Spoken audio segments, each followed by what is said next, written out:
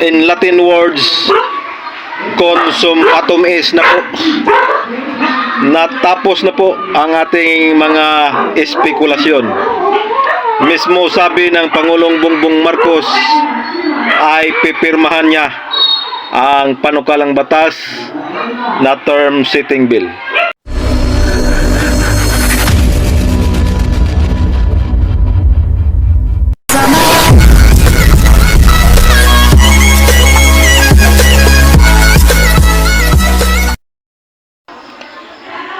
Hello, magandang gabi mga kapobre. Time check is 9:30 in the evening. Medyo pasensya na po, medyo maingay doon sa labas. Kasi nga basketball court yan dyan. At mayroong paliga ang barangay, ang ating iski. Kasi nga in celebration sa Linggo ng Kabataan. So, championship ngayon kaya maraming tao sa basketball court. Ako po ay medyo nakaidlip na. Kaso lang napabalikwas tayo. Kasi pag bukas ko ng cellphone, nakita ko kaagad yung panayam kay Presidente Bongbong Marcos. So, medyo nasyak tayo. Kasi nga ang sabi ng Comelec, hindi na daw pipirmahan ng Pangulo ang panukalang batas na mag-extend sa barangay at SK election sa December 1, 2025. At hayaan lang daw mag-lapse into law ang panukalang batas na yon. Pero sa nakita natin, medyo nasyak tayo kasi galing na mismo sa bibig ng ating Pangulong Bongbong Marcos. Panoorin natin to. Pakinggan ang sinasabi ni Pangulong Bongbong Marcos.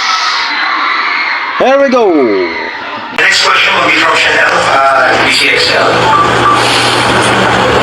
Good morning po, Mr. President. According to Comelec po, wala na daw po formal signing for the bill postponing the Barangay and Sangguniang Kabataan elections, and that you will instead allow it to lapse into law on August 14. But on your part, sir, have you reached a decision on whether to sign that bill or not? No, I'll sign it. I'll sign it. What are the main factors po you weigh before deciding? Because we are facing one of the biggest elements here, kakatapos lang natin ng malaking eleksyon, midterm election.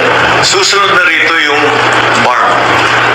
Isasabay pa natin ngayon yung barangay. Masyado ang Comelec actually nagsasabi hindi namin kaya dahil ang hindi naman kailangan natin tutukan yung BARM.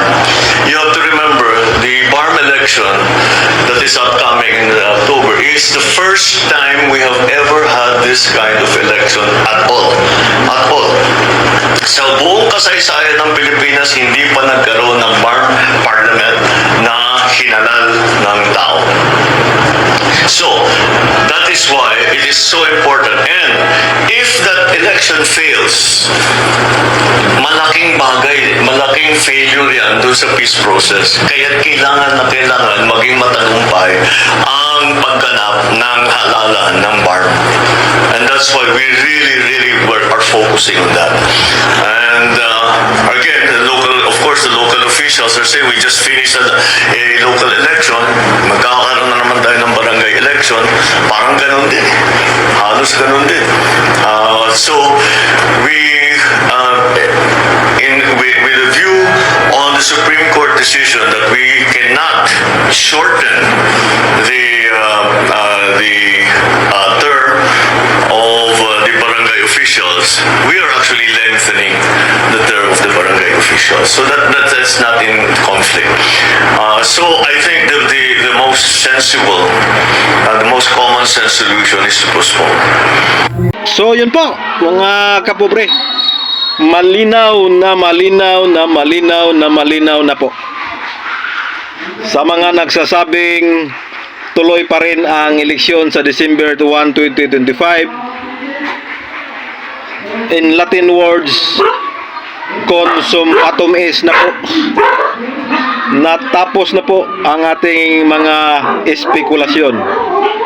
Mismo sabi ng Pangulong Bongbong Marcos ay pipirmahan niya ang panukalang batas na term setting bill.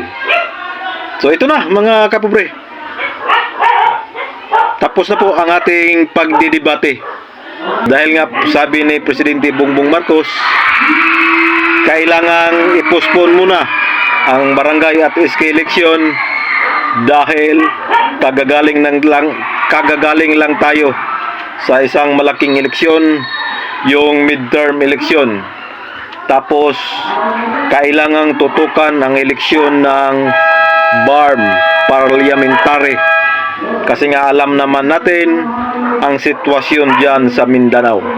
Kailangang tutukan ang eleksyon na yan, kaya kailangan din i-postpone muna ang barangay at SK election sa December 1, 2025.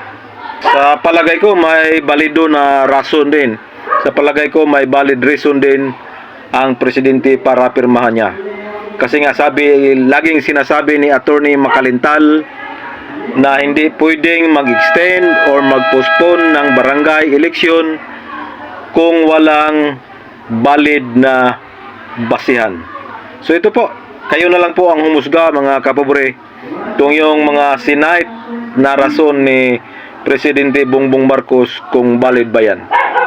Kasi pag sinabi nating valid na valid yan, yung iba naman mag-react. So kayo na lang ang humusga kung valido ba yung i-postpone muna, kasi kagagaling lang natin ng malaking eleksyon, which is yung midterm election.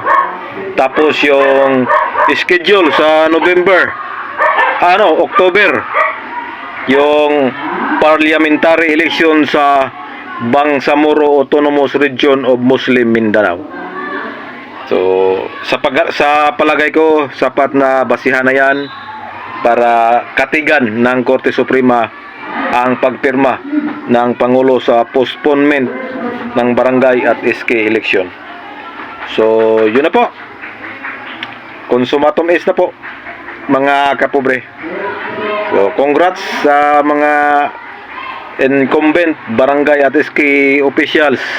Ang dasal po ninyo ang dininig. So hanggang dito na lang mga kapobre. Bigla lang tayong napa-vlog kasi nga sa sinabi ng Pangulo. So hanggang dito na lang. Magandang gabi at good night mga kapobre. God bless. I love you all. Bye-bye.